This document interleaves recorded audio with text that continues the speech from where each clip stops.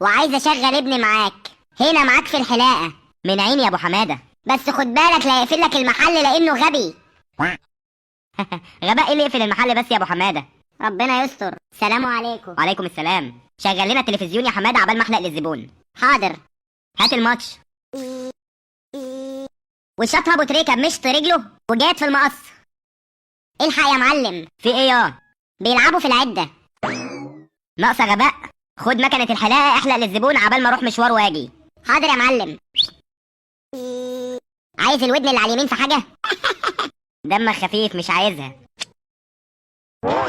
هتعمل ايه؟ هرميها في الشارع. عايز الودن اللي على الشمال في حاجه؟ ايوه عايزها. افتح ايدك. خد اهي.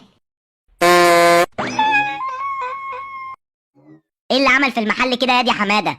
اصلا صاحب المحل ولع في نفسه. ليه؟